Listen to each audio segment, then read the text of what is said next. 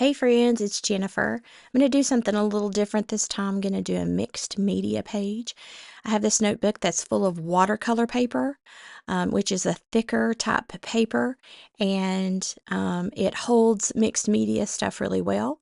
So I'm just going to start with the first blank page in there, and I'm going to put down some white acrylic gesso, and I'm just going to take my paintbrush and just smear it all over there. You want to be careful with how much you put on there because you can put too much product down on a page, but I'm just going through and putting a layer of this gesso down, and I'm just going to dry it with my heat gun.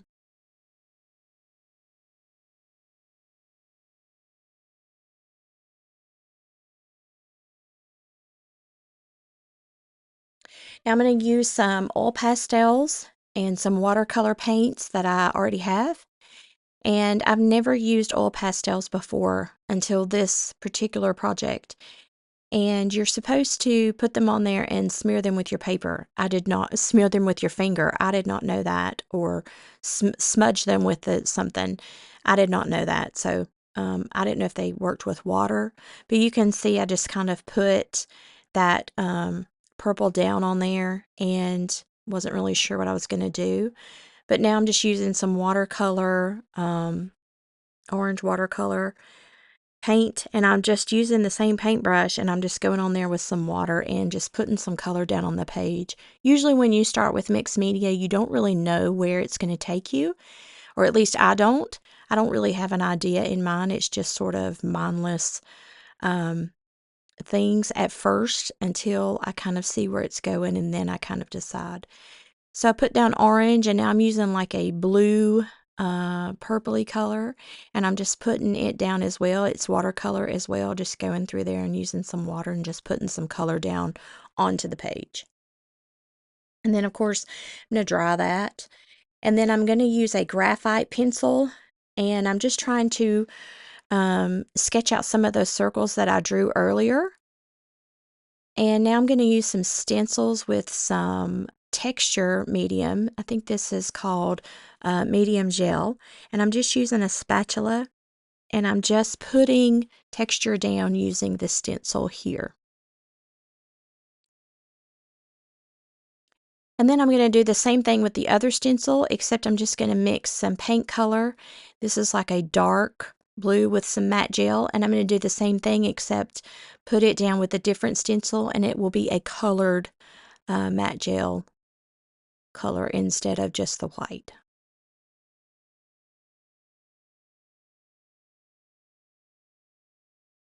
Now I'm going to use some Distressed Oxide Spray, Tim Holtz. I think it's speckled patina or something like that.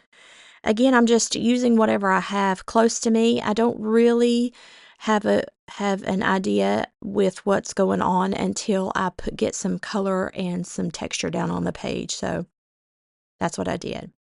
Now it's the next day, and all of this has dried, and so I like the way it's turned out. I'm going to use the second layer of a napkin right here, and I just took a piece of it. It was laying on my desk, crumpled it up, and now I'm putting down some school glue across this area right there, and I'm just going to put that napkin down there just for more texture on top. And I used regular school glue. Now I'm just going back over with some gesso in places, and I'm using that spatula and just tearing it off in pieces. No, again, no rhyme or reason, just kind of taking off bits and pieces of it there. And I'm using some more glue just to get down those edges on the napkin. Now I'm using some more of that Distressed Oxide color that I used earlier, and I'm just sort of spraying into that tissue paper with that same color and drying it.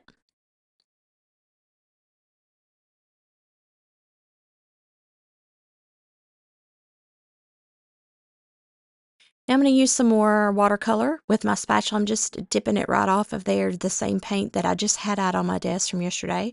This is a yellow color, and I'm just putting it on there. And now I'm going to take a pink, sort of a pink peachy color, and put it down as well. Again, no rhyme or reason. I'm just going in there with whatever I feel like. And now I'm taking some water on my paintbrush and just smudging that color in places, and of course I'm going to dry it. I try to dry most of my layers, or mostly dry all of the layers. And this particular part is where the gesso comes into play, because if you've put gesso or product down like I did over that white napkin, and it's not completely dry, it will bubble up, which I like in some cases, so I will tear off that bubble piece. And this is the oil painted section, the oil pastel color that I wasn't crazy about, so I just put some gesso over top of that place and took the torn out pieces and put on there. And now here I'm just taking a piece of coffee dyed dryer sheet, and I did the same thing with gesso and my paintbrush, just sort of putting it down. Again, at this point, I still don't have really any kind of thing in mind, and I had some, or theme in mind. I had some pink paper laying there close to my desk, so I just decided to punch out 3 circles on there and ink them up.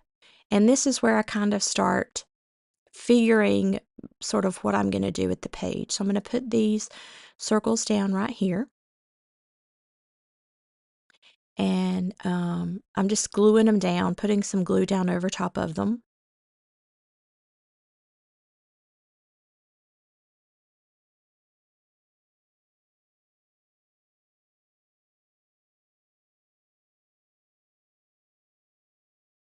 I'm going to take that graphite pencil again.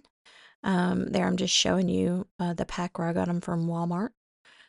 And I'm going in here and I'm drawing dark circles around this with the graphite pencil, which I've done before and I liked. But then I realized that I had the oil pastel crayons, and I did have a black one. And so I really, really, really like that. This is where I sort of learned how to use the oil pastels. I got on Google to try to figure it out. And you use it to smudge. And so now I've gone back into this little place up top where I peeled off that those bubbled up sections and put them out. And so it kind of looks like a deeper hole, I guess, inside of there. And so now I'm just taking the crayons, the pastel colored crayons, and just going through with different colors, purples and blues, and just coloring over top of it and smudging it out with my finger, which I really love. And so now I'm starting to kind of love how this page is coming together. And really, when you do, that's why I love doing mixed media projects. I don't really have something in mind, but I just kind of go with it. And if you've watched any of my previous videos for the year 2025, I've decided to do a heart on every project that I do to remind myself to love myself better and to love others. And so I've just drawn hearts into the 3 pink circles and written the word love with a fine liner marker that I got. And now I want to cover this corner and the edge of the paper, so I just picked up some blue tissue paper. It was laying on my desk from the cards that I had been doing for the Altered Playing Card Challenge. I had some leftover tissue paper. So now I'm just crumpling it up and gluing it down in places on the paper, on the edge of the paper, kind of like the bald spaces that I'm seeing on my page. And I'm just crumpling it up and gluing it down. Really, I'm just sort of picking up pieces and using whatever I have there. And that is again what I love about doing a project like this. It's just not, it's mindless to me. Um, it's not something that I sit and stress out about.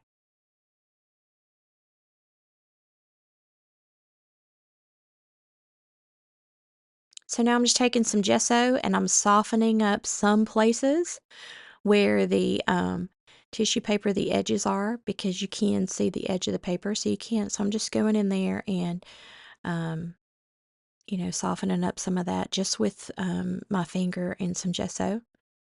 And a lot of you may say, oh, well, you're going over the work that you've already done. It's just my process. It's just how I do things.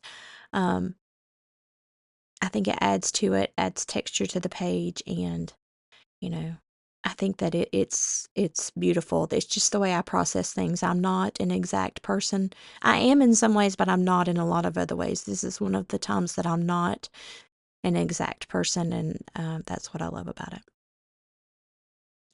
So again, I'm taking these oil pastel crayons, which I just love. I've just discovered these. I don't know why. I've never really used them before. And so now I'm just taking the oil pastel colors and I'm just going through and the tissue paper is not completely dry. It's dry enough, but you can see that I'm peeling back some of the tissue paper because it's really thin onto the paper with that crayon and coloring in those spots and just smudging it out. And I just absolutely love the way that that it turned out with the crayons. I absolutely will be picking some up the next time I go. I don't even think these are like high quality ones. These are just something that I picked up at a discount store. I'm just going back with the black crayon and filling in there. And I'm going to use a matte finish spray on this page. I usually use a workable fixative, and I've had some people say, well, why don't you just use clear gesso? Well, because I used ink on this page, distressed oxide ink, and the fine liner tip. If you use a clear gesso with that and run your brush over it, it will run that ink or that stuff that's not waterproof. And so that's the reason that I use a spray, a workable fixative. I didn't have any of that right now, so I used a matte finish, clear matte finish, which I get from the art section at Walmart. You can buy it at other art stores. I just happened to pick it up at Walmart. And so that's why I use the spray on top, because you're not actually rubbing that ink. So I'm just taking a blue piece of paper and I've torn it with a ruler and I've went and sewed around the edges because I want to put kind of the date on here, not the exact date. I'm just going to put January 2025 because this is something new that I'm gonna do on this channel. I'm going to try to keep up with it maybe weekly or bi-weekly. I haven't really decided yet. So I'm just going to use some waterproof ink here, some archival ink, because again, if I ever get water on the back side of the page or decide to add to this page, that ink will run unless you use a waterproof ink or you spray it with a workable fixative. So anyway, I'm using a waterproof ink here and I'm just putting January of 2025 on here. And I'm going to put this piece of paper onto the page. And again, I decided to spray it with the matte finish on here before I put it on the page, just because I knew I was going to be using glue to adhere this piece of paper to here, and I didn't want all of those inks to run into it, into that blue piece of paper. So you can see me applying glue here on the back. If I did not use a waterproof or spray this with the workable fixative, it would have run those letters. And these are things that I did not know when I first started doing mixed media. So I've learned over the years because I have ruined some things that I've done, but that's why I do that. So now I'm just going to ink around the entire page, the entire front part of this page here with my distressed oxide ink. And I'm going to use a corner punch, my Crop-A-Dile, use the 1/4 punch and punch out the edges. And this project obviously took me longer than 15 minutes to make. This video is edited down, but it was a good project for me to do. And I love doing mixed media because, again, it's mindless. And here you can just kind of see the whole project come together. I absolutely love it, and I wanted to share it with you guys. I hope this gives you some inspiration to create your own mixed media projects, and I'll see you the next time. Bye.